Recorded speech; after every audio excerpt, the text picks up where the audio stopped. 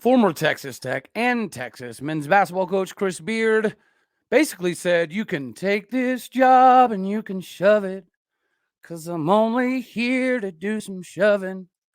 So can we shove an L down the throat of the number 6 Longhorns tomorrow? You are Locked On Oklahoma State, your daily podcast on the Oklahoma State Cowboys.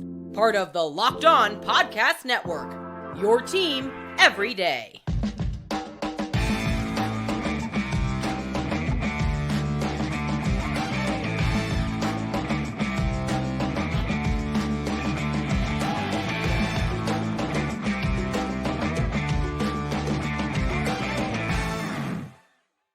Howdy, y'all, and hello, all. Welcome back to Locked On Oklahoma State, your daily stop for all things Cowboy and Cowgirl related. My name is Cody Stovall. I want to thank you kindly for stopping by and making this your first listen here on Locked On Oklahoma State. We're available on all of your podcasting platforms as well as YouTube. You can find me on Twitter at AllDayOState. So, it's Texas again. And how many times have we got to say this? A top 10 Texas comes into Stillwater, Oklahoma. This is a good opportunity. This is a very, very, very good opportunity. And, you know, Rodney Terry, their interim head coach, he's got his work cut out for him because we have proven time and time again that we are not to be played with. Does that always mean we win? Evidently not. But we've proven that if we come to play, every team in America has something to worry about, right? And if you look at Mike Boynton's most recent press conference, he talked about, you know, the landscape in recruiting and kind of how ironic it is that a good amount of guys that he recruited are playing in the Big 12 or have played in the Big 12. And then he kind of talked about some of the media aspects of it. Now, I do know by and large he was more or less referring to the Big 12 side of things, but he did say, right, when you have all these kids, you know, playing in conference and you're from the New York, New Jersey area, you're very well informed about how the perception nationally of not only Oklahoma State University, but the Big 12 in general in basketball, it's like that reservation status, right? Everyone wants to keep pretending that the Big 12 does not own college basketball. If you look at the top 10 toughest schedules in all of college basketball, that sentiment would not be accurate.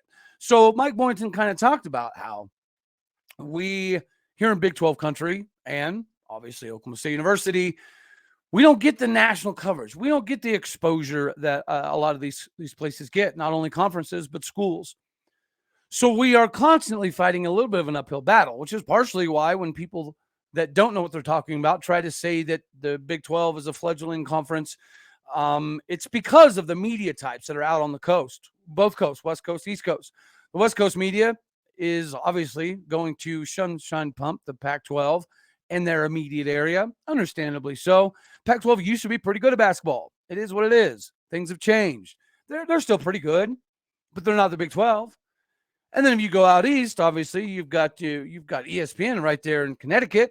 So what are they going to pump? They pumped a lot of Big East stuff for a long time because the Big East used to be the kings of basketball. But, you know, now obviously they put a lot of input into the ACC. The Big Ten tries to puff their chest out every now and again. The SEC pretends they're the SEC even in basketball, even though that's not exactly the case.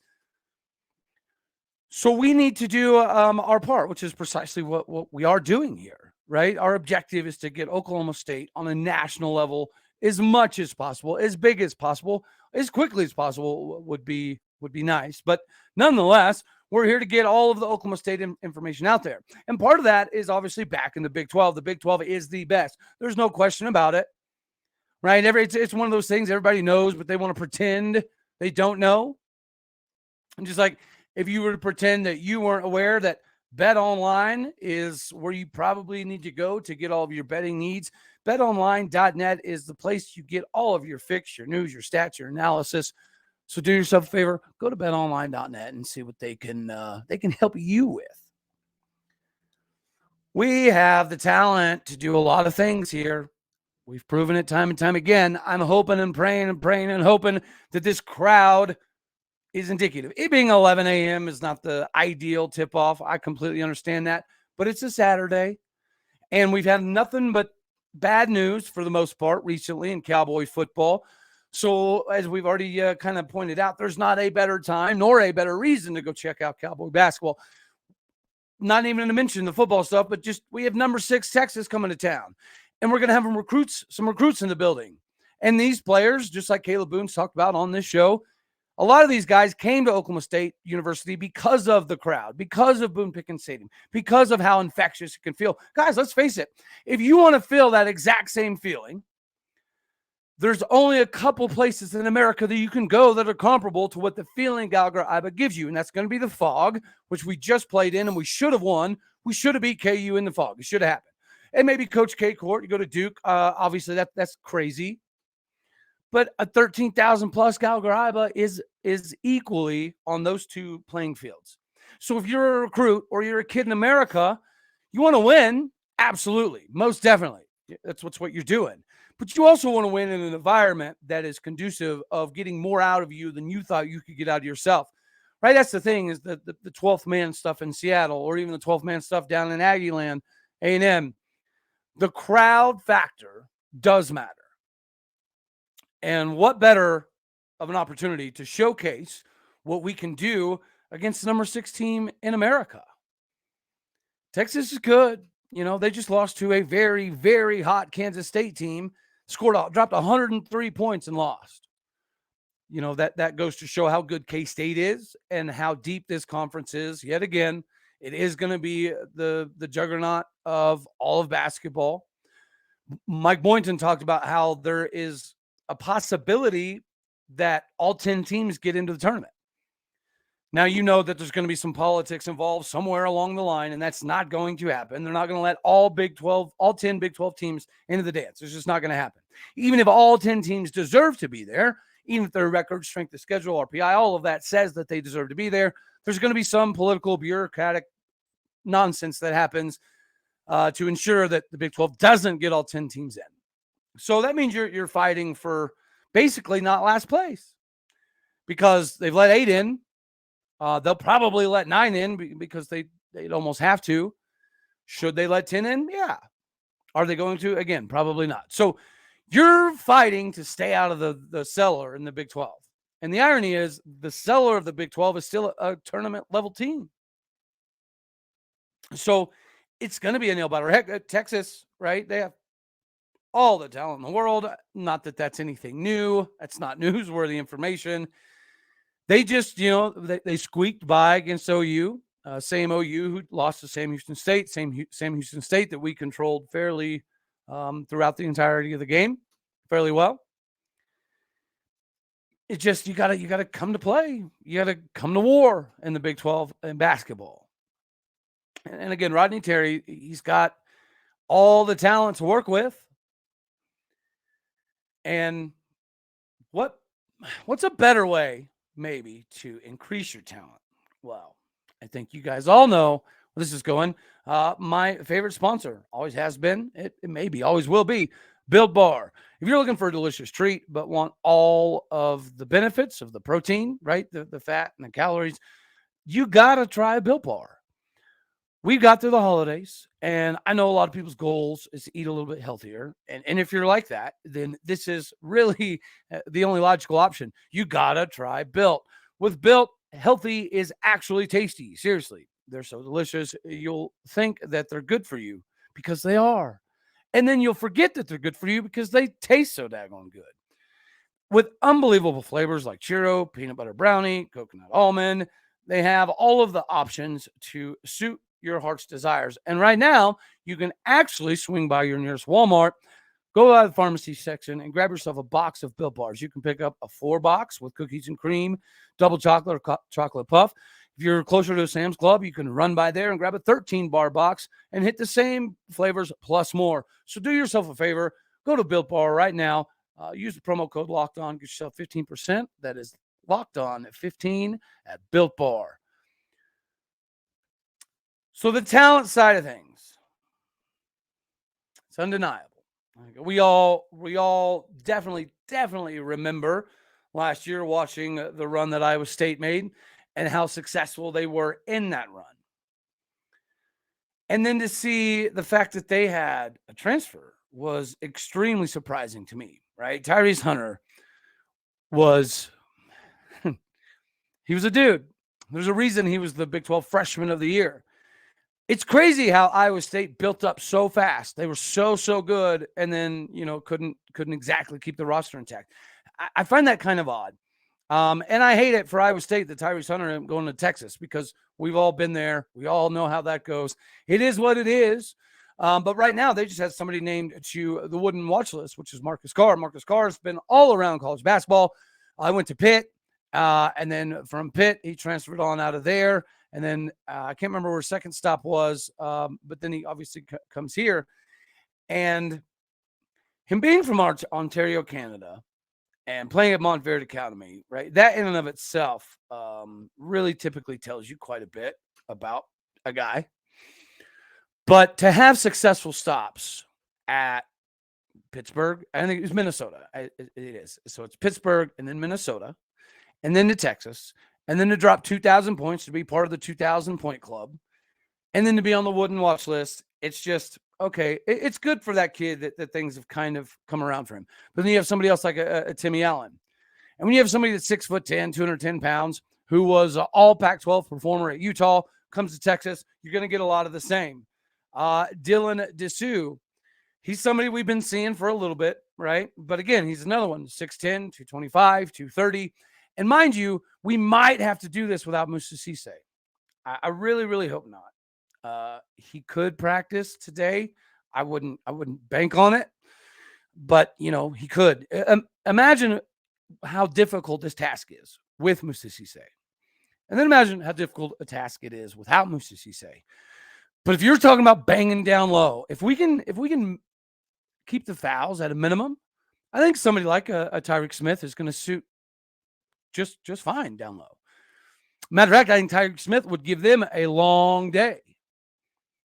This is going to be a fun one for him. And then Caleb Asberry, this is something that he's been tuned into. He's got a lot of family and friends coming to the game, because this is the one that he's had circled for quite some time in Gallagher-Iba. So expect the sharpshooting aspects to maybe come out of him a little bit more. But we do have to defensively show up and show out, because Sir Jabari Rice is a shooter. And they've got him all over. When you're dropping 103 points and you're averaging well over the 80s, and you're top 10 in America, sniffing top 5. They were number 1, number 2. Houston's kind of still in that mix. Again, the Big 12 now, the Big 12 later is going to be crazy. But they've got a tremendous amount of talent that we're going to have to shut down. John Michael Wright seems to be much more comfortable kind of running the show per se now. Bryce Thompson and Avery Anderson both look like they're doing much better off of pick and roll, or off of the dribble, or off of just, penetration and dish. That's the objective. But the thing of it is the Big 12 by and large is a very, very salty defensive conference. So scoring 100 points, it's not going to happen, all the time in the Big 12. But they're the most offensively balanced team that we've probably faced thus far. And that is saying something with how many top 5 teams we've already played. But it's still a game that we can get into. It's still a game that we can take the W out of. If we have Moussa Cissa, obviously that helps tremendously. But even with Caleb Boone and Tyreek Smith and Bernard Kouma could even get a little bit of PT here, right? If our defense shows up against their offense, we definitely have the capability to get this W. It's the name of the game. The Big 12's good at defense, and Texas has already proven they can score on anybody. So this is going to be the defensive task of the season up to this point, for sure. I think at UConn, we showed ourselves pretty well. And this season as a whole, we're just the name of the game has been this close. So is this an opportunity that we kind of step over the hill? I think so. I hope so. Regardless, I love the fact that Mike Boynton is who he is. He's the man that he is. Again, he talked about recruiting, and he is right. Could you imagine if we got Oklahoma State media available constantly 24/7 on the coast. And maybe this doesn't exactly count as media, but nonetheless, the objective is to get Oklahoma State and the Big 12 all across the country because we are fighting an uphill battle. It is very clear by the football TV numbers and the basketball RPI, strength of schedule, and all that fun jazz at this very moment. The Big 12 has something to show for it. TCU, thank you. The Big 12 is the next conference in line. And we have the opportunity to put another stamp on it. So everybody, I ain't got no purple. I got to find some. We'll get a purple out. We'll cheer for TCU because, again, it's more about the Big 12. The better the success that the Big 12 has, obviously, the more that we're going to be noticed. But that's why it's also important to stay relevant in the Big 12. That's why it's also important to stay at the front of the Big 12. Basketball, it can equal better classes. If we can fill up Gallagher-Iba, better classes. I mean, he's already pulling in top 11, top 12, top 10 type of classes right now. Mike Boynton is. Imagine what Mike Boynton could do if this is something that was talked about all across the country. Guys, so again, that's the objective is to get this stuff to as many people as we can, to inject as much orange Kool-Aid as we can all across the country because we've earned it. We deserve it.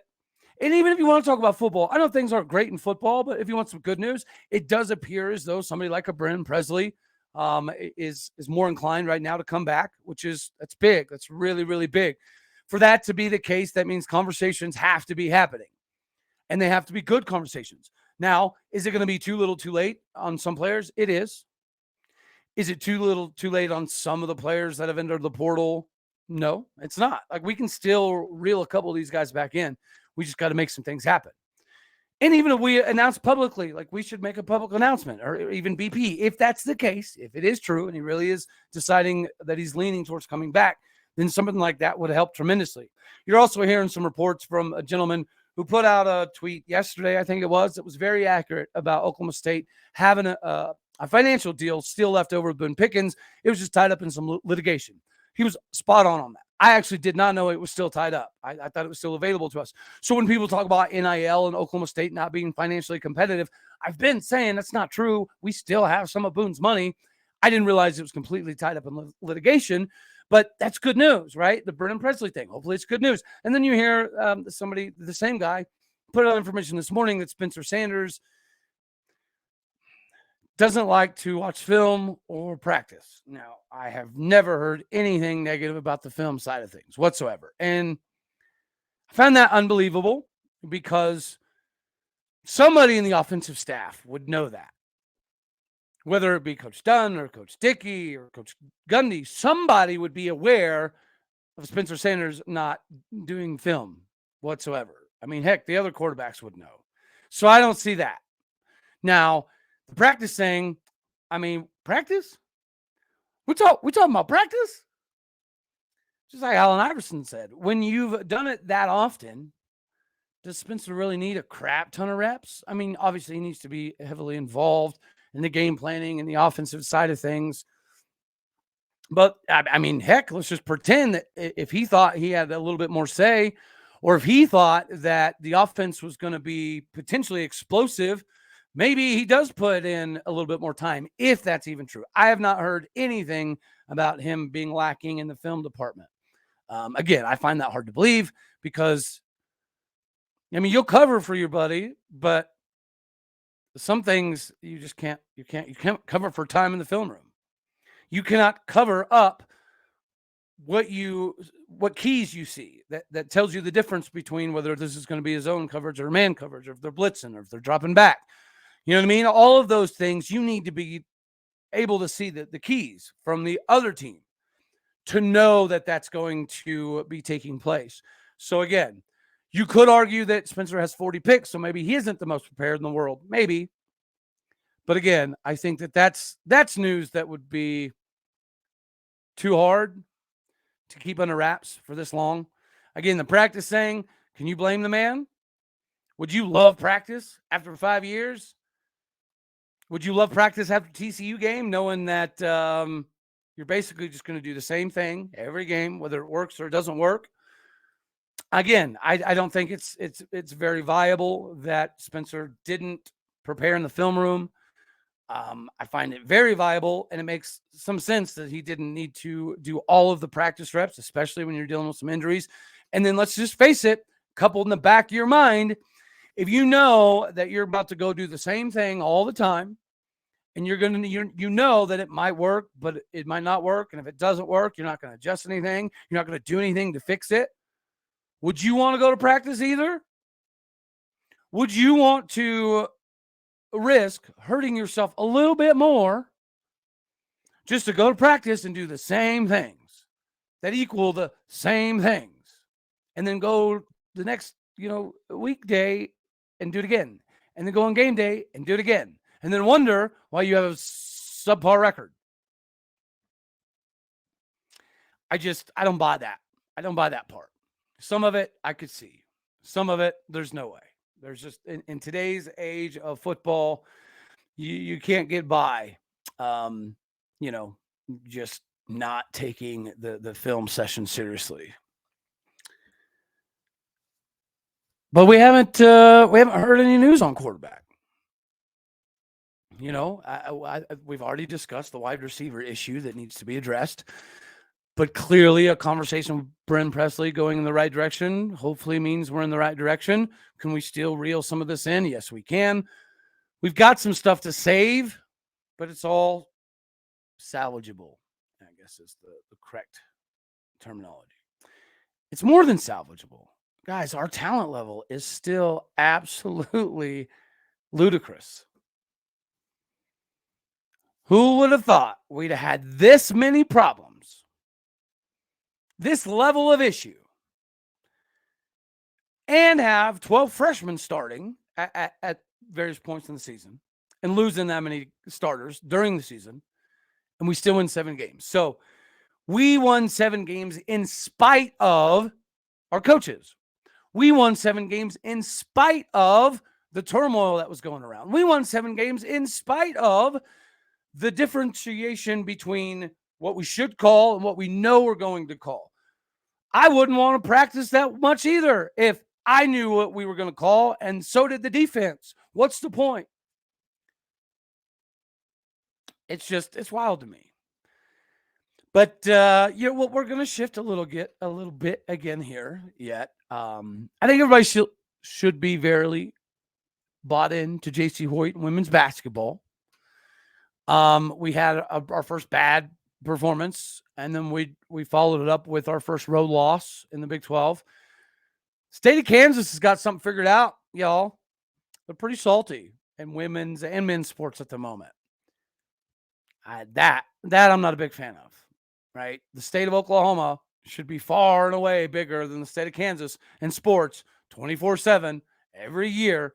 So this is an odd dynamic shift for the state cause recently. But we can continue our success over Texas, hopefully. I still firmly believe in J.C. Hoyt. Guys, this is a team that was pegged to end up getting 9th in the Big 12.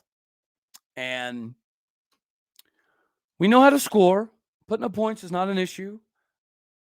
Defensively, I guess maybe we got some things to work on.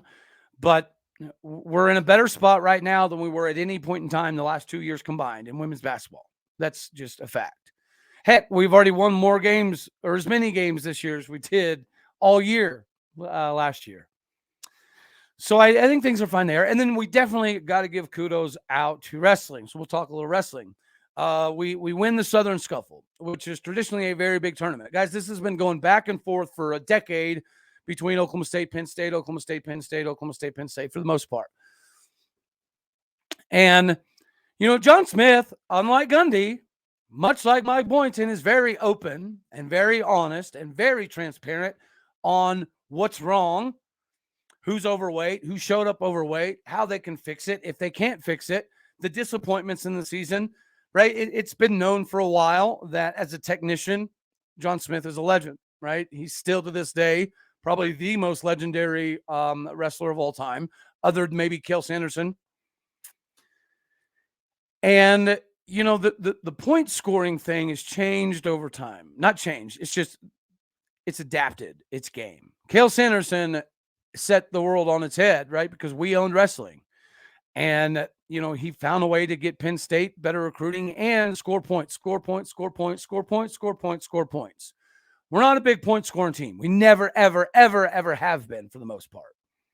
We're technically sound. We do things the right way. But he does talk about how our inability to get off the bottom has been a problem for a few years now. And scoring points has been a problem. So, he's addressing it. He's trying to fix it, but he's also very honest about where we're at right now. We suffered through a lot of crap last season. Last season was our worst year in his entire tenure. And this season, we haven't started so hot. But he's also been able to kind of explain why some of the issues are the way that they are. And I'm appreciative for that. We've got 3 or 4 guys that are wrestling up multiple weight classes, or at least one weight class, just to kind of keep everything rocking and rolling. So we're not going to get off bottom a crap ton, it appears. We're getting better at it. We're not going to score a crap ton of points. It's going to be a rough season.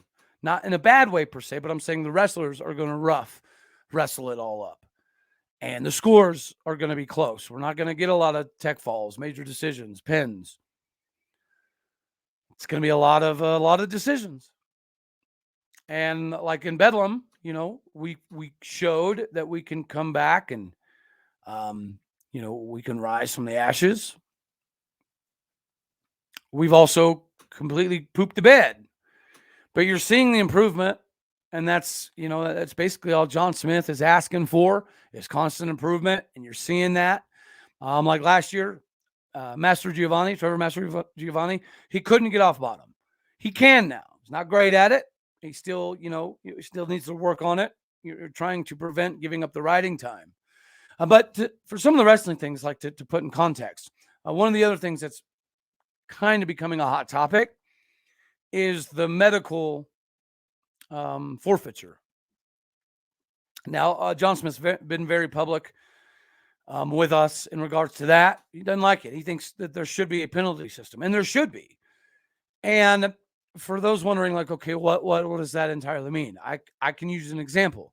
So my brother wrestled at University of Wisconsin lacrosse, and they went and wrestled. It was I don't know if it was a duel or tournament. I can't remember what they were doing, but I remember him calling me. He's like, dude, I get to wrestle Caleb Sanderson, and he's a true freshman. And I was like, well, how? I thought you weren't starting. He's like, oh yeah, our starters. He's going to do a injury forfeiture type thing. And it's why? It's to keep his record good. That's all it was. That's all it was about. The dude knew he couldn't beat Caleb Sanderson, and he didn't want to mess up his record for future tournament seeding. So he let my brother wrestle Caleb Sanderson. And it obviously didn't go well. I remember him calling me later. He was like, dude, I didn't get pinned. And I was like, that's awesome, man. You wrestled Caleb Sanderson. I think it was a major decision, but he didn't get pinned. And so I remember him having to explain that to me. And I was like, why would your starter purposely sit out? And he was like, because he's going to lose. And I was like, yeah, but maybe not. My brother was like, yeah, no, he's going to lose. It's Caleb Sanderson. I was like, yeah, but if you beat Caleb Sanderson, then doesn't that catapult him in his future like instantaneously? Right? Crazy things happen. But my brother's like, yeah, there's no way. So that's the only direct comparison I can have to put it in perspective. But if a guy, like John Smith said, he wins his match, jogs off the match, no problem. And then all of a sudden they come tell you that guy's injured. 9 times out of 10, it's crap. Not always. Okay, maybe 8 times out of 10. And the dude is just trying to save face. He's wrestling somebody he's unaware of, yada, yada, yada, wants to, keep his record intact for conference play or the end of the season for tournament rankings. And there's evidently, you don't get a negative reaction out of that. So John Smith, among others, are starting to push that it should be counted as a loss if you take the medical forfeiture. Just period. It should be. There should not be a reward system for you purposely quitting or failing or giving up or giving in. We don't do that, thank goodness. But you can tell it's an irritation, and it should be. It should be something that it's looked at when it comes tournament seeding time. Because we're not going to do ourselves any favors by not being able to score a lot of points when it comes to the NCAA tournament.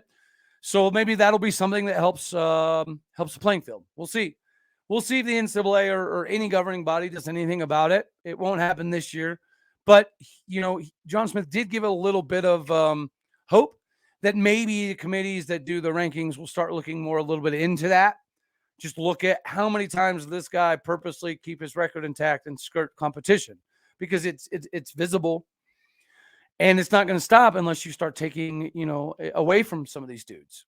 If there's some negative repercussion for doing that, then maybe you obviously won't do it. Now, granted, if there's medical issues, different story. But if there's not, it should be something that is looked at differently, so it starts preventing a little bit more of it. But anyways, wrestling it's fun this season because every match, for the most part, is going to be a good one. Dayton Fix, obviously, somebody who's going to put on a show, but by and large, most of the roster, it's going to be decisions. There are going to be those matches that doesn't look like a lot's going on, and then you're waiting for some mad scramble, or it could be something super simplistic, just going off of riding time or getting out of riding time to make the points differentiate. But we've worked a lot harder than the last season. All of the wrestlers have talked about it. John Smith's even talked about it. So this season, it's been kicked up a notch, and it seems as though they are just adopting that mentality of we're going to have to battle. We're not as talented as we used to be. We're not the Oklahoma State of old that has all of the top guys that we want for the most part. This is a different team. This is a scrappy team. This is a fighting team.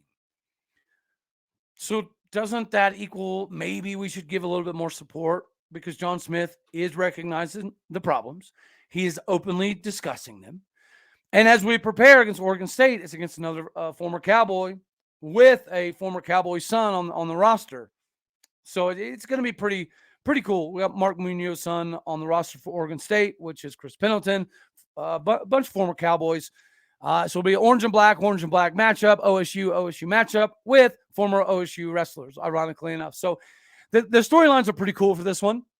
And the fact that we've embraced this just work for it and try to get her done and be scrappy, be tough, be mean, and fight it out mentality. It's fun to watch. And again, just like how open and transparent Jason Hoyt is, how transparent Mike Boynton is, how transparent John Smith is. They just let you know how it is and what needs to happen to fix it. And that's a breath of fresh air. And we're greatly appreciative of it. So thank you, John Smith. Thank you, JC Hoyt. Thank you, Mike Boynton. Thank you to everybody that's already said you were going to watch the Texas game tomorrow in Gallagher-Iba. And thank you to those who are now going to make that journey, because it'll be worth the price of admission. It'll be worth the price in gas. No questions asked. That kind of experience in Gallagher-Iba, again, it's not just a game to watch. It can be an experience. It is an experience. So we need to try to offer that at every turn that we can. And with how disastrous some of the football news has been recently, probably not a bad idea to inject a little bit of Gallagher-Iba in your veins. A little extra Kool-Aid, a little extra Gallagher-Iba, a little bit more Mike Boynton. Help the recruiting class, because there will be people there. Help out. Let's show up. Let's show out. And let's hopefully we take down number 6 Texas in Gallagher-Iba. So until tomorrow, do a post game. That's all I got. And unless we do have an emergency show later, which hopefully not, unless it's a good one. So anyways, as always, I love you all. God bless. Go Pokes. And we will do this again later. Thank you very much for making this your first listen here on Locked On Oklahoma State. All righty, y'all.